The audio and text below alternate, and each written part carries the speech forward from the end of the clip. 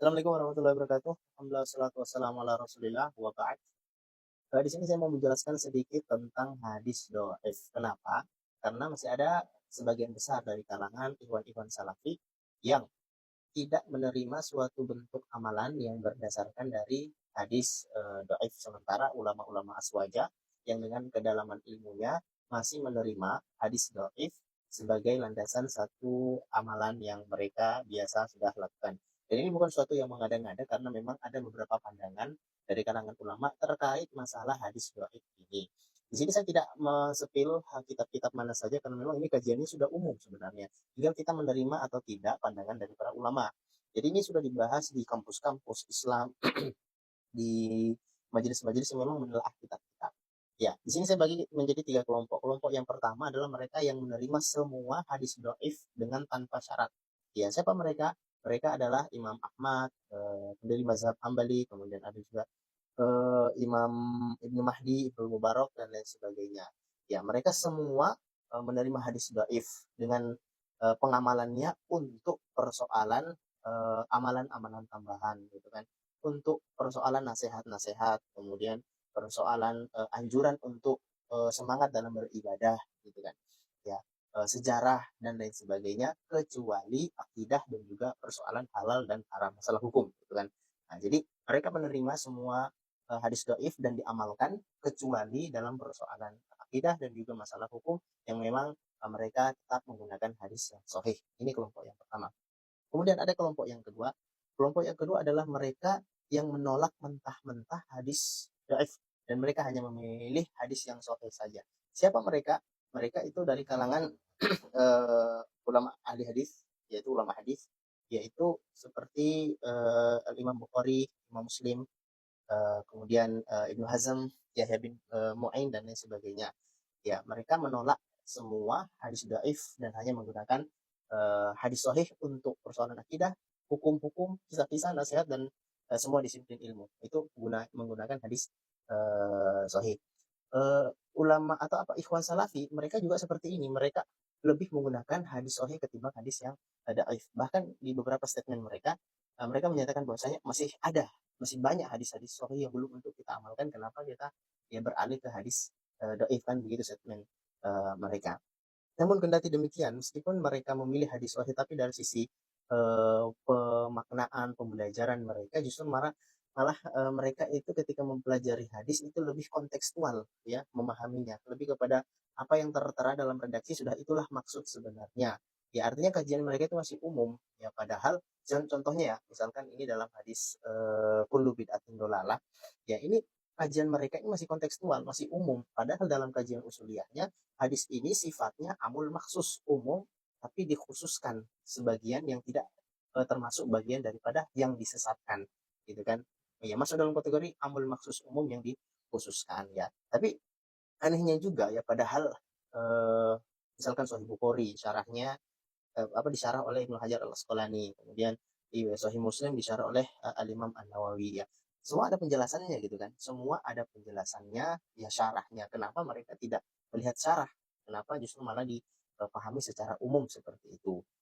Saya curiganya karena memang saya sering melihat bahwasanya mereka kalau dalam pembelajaran itu lebih mengkaji daripada kitab-kitab atau naskah-naskah dari dosen-dosen mereka gitu kan. Nah, sehingga mereka tidak apa namanya, tidak mendalami daripada syarah-syarah yang ada gitu kan.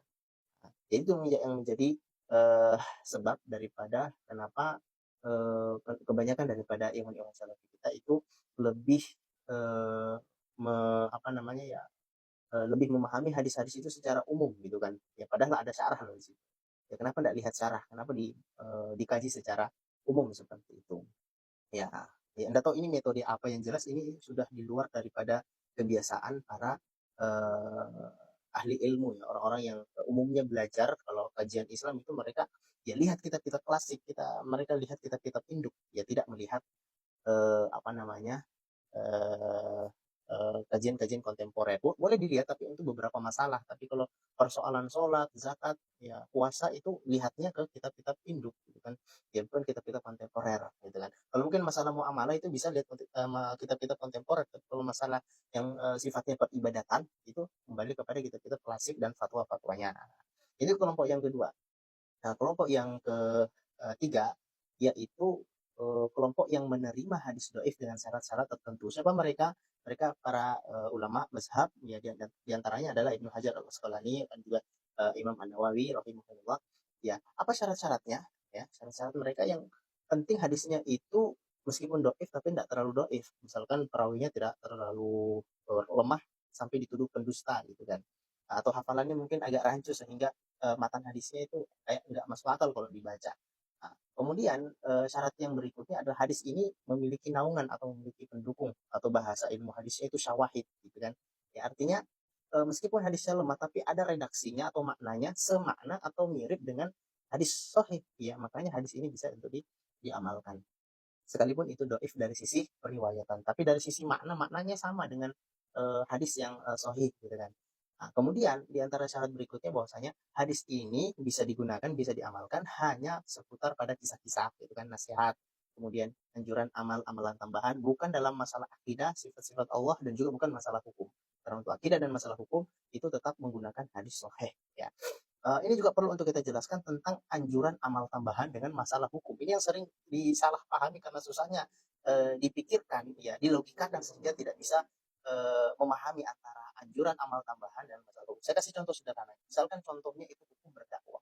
Hukum berdakwah apa? Hukumnya wajib. Ya, ini masalah hukum. Nah, sekarang kita pindah anjuran amal tambahan. Gitu kan.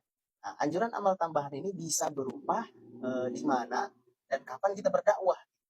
Nah, misalkan kita berdakwah saat khutbah Jumat. Ini kan sudah jelas kan. Misalkan dakwah di di kafe-kafe gitu kan. Misalkan ada fasilitas, ada undangan, nah, kita bisa berdakwah di situ. Nah, kita bisa berdakwah di klub motor misalkan.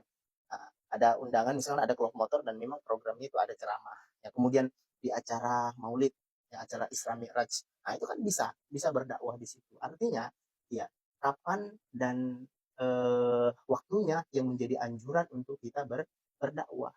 Ya, artinya kan sangat dianjurkan di situ kalau ada kesempatan untuk berdakwah di momen-momen tertentu atau di kelompok-kelompok tertentu atau di komunitas-komunitas tertentu, ya maka sangat dianjurkan untuk ya yang meningkatkan amalan dakwah, amal tambahan di situ gitu kan. Nah, jadi ini yang sebenarnya hal basic ya, ini bukan sesuatu yang sederhana, ini sangat basic, ini sangat dasar untuk dipahami oleh ikhwah-ikhwah salafi yang senang berfatwa, ya terkhusus ustadz-ustadz yang sampai sekarang masih duduk di atas kursinya menyampaikan ceramah-ceramah di mimbar-mimbar mereka. Dan saya kira ini bisa menjadi wasilah untuk kita lebih memahami bahwasanya dasar perbedaan dalam masalah amalan yang berdasarkan kepada hadis dhaif itu memang ada dan itu harus untuk kita terima dengan lapang dada. Assalamualaikum warahmatullahi wabarakatuh.